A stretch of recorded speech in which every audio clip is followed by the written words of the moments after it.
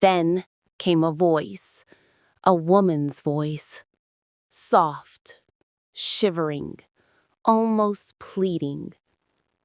"Open the door. I'm cold." The hairs on the back of his neck stood straight. The cry from Hollow Creek is something that has been in my town for years, maybe for generations. It's supposed to be the sound of a woman who lost something in the woods behind the old cremation ground. The night had a strange stillness about it, the kind that made even the trees hold their breath. Hollow Creek, Pennsylvania, was the sort of town where nothing ever really happened, at least not in daylight. After dark, people locked their doors early, pretending not to hear the sounds that sometimes drifted through the woods near the old cremation ground. Everyone in town knew the stories: the flickering lights by the riverbank, the wailing of a woman who cried for something or someone long gone. But like every story meant to scare, the young never believed it. Ethan Cole didn't believe in ghosts. He was 18, stubborn, and hungry for adrenaline. On that fog-heavy Friday night, he sat on the front seat of Kyle's rusted pickup truck, parked at the edge of the forest road that led towards the cremation grounds. Maria sat in the back, arms crossed, eyes darting nervously between the dark trees. Kyle leaned forward with his usual mischievous grin, the kind that always got them into trouble. "You're not going to back out, are you? You talk like you're fearless. Prove it. 1 hour inside the Hollow Creek cremation house. That's all." Ethan smirked. "An hour in an old building? Please. You owe me $20 when I come out alive." Maria looked pale. "It's not just a story, Ethan," she whispered. "My grandma said her brother disappeared there in the 60s. They heard crying that night, like a woman sobbing for something, and then thunder." Her voice trembled slightly, the sound swallowed by the fog pressing against the windows.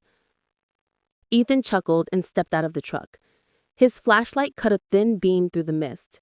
He said, "Thunder doesn't scare me. Ghost stories are just that, stories."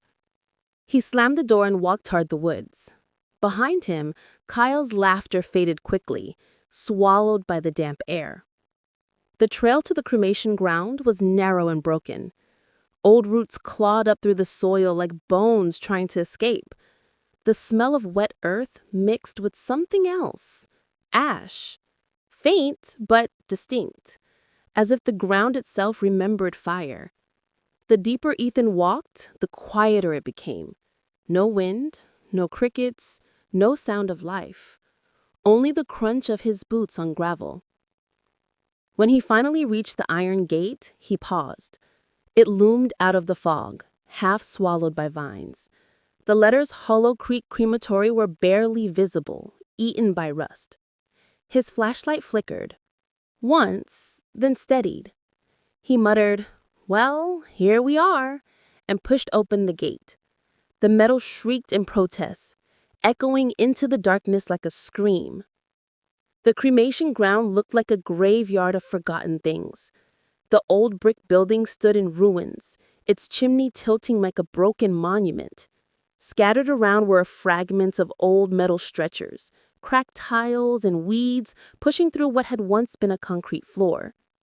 The air felt heavier here, colder. The smell of smoke was stronger now, though no fire had burned in decades. He stepped inside the building, brushing past the hanging door. The beam of his flashlight swept across the room.